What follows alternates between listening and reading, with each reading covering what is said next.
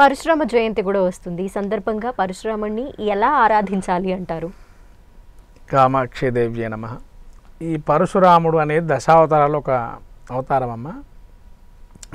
ఈ అవతారాల్లో మనకు పరశురాముడి గురించి చెప్పుకున్నట్లయితే ముఖ్యంగా 21 మార్లు క్షత్రియ వంశాన్ని చంపేశాడు. కారణం ఏంటంటే తన ఒక కథ ఏదైతే ఉందో దత్తాత్రేయుడు పరమ భక్తులు కాబట్టి ఇక్కడ ఆశ్రమంలో జమదగ్ని రేణుకామాతకి ఉన్నటువంటి పరశురాముడు జన్మించారు.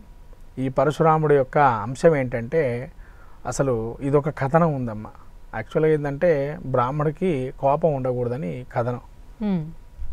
పురాణంలో మన కథ తీస్తే కనుక అనుకోకుండా దీనిలో ఒక పండునిస్తే క్షత్రియుడికి వెళ్ళాల్సిన పండు ముక్క బ్రాహ్మడు తినడం, బ్రాహ్మడు ఆ యొక్క ముక్కని క్షత్రియుడు తినడం జరుగుతుంది. అలా ఏమవుతుందంటే వాళ్ళిద్దరూ సగం ముక్కలు చేసుకొని తినేటప్పటికీ ఇద్దరిని కలిపినటువంటి శిశువే ఈ యొక్క పరశురాముడు.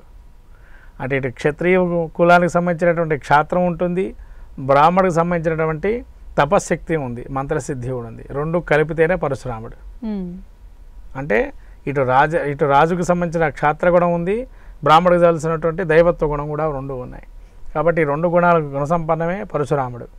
ఈ పరశురాముడు అనేది ముఖ్యంగా భార్గవరాముడు అనే పేరు. అసలు పరశురాముడు పరశు పట్టుకున్న తర్వాత అయినాడు. భార్గవరాముడు అసలు పేరు.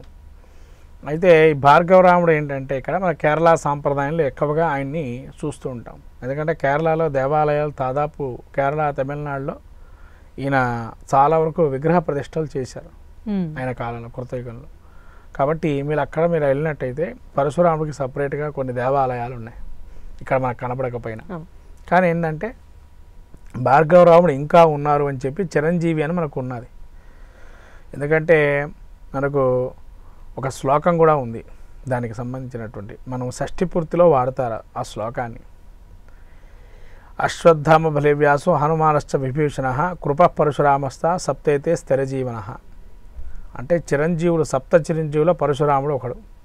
మనకు అశ్వత్థాముడు చిరంజీవుడు, అంతే రాయువృక్షం. బలి చక్రవర్తి దానాల్లో ఆయన మించినటువంటి దానం ఎవరు లేరు, మొత్తం భూమి అంతా దానం చేయాలి. చిరంజీవిగా ఆయన వరం ఇచ్చాడు. తర్వాత వ్యాసుడిని మనం ఇప్పటికీ గురుమూర్తిగా ఆరాధన చేస్తూనే ఉంటాం గురు పౌర్ణమి రోజు. అందుకని వ్యాసుడు కూడా చిరంజీవి. ఎప్పటికైనా పురాణాలు కావ్యాలు మనం చదువుకుంటాం, వాటితో మనం ఉంటాం. వ్యాసుడిని తలుచుకుంటే క్షణం చాలట గురువు అనుగ్రహం కలగటానికి. అందుకనే వ్యాస పూజ చేస్తారు గురు పౌర్ణమి రోజు.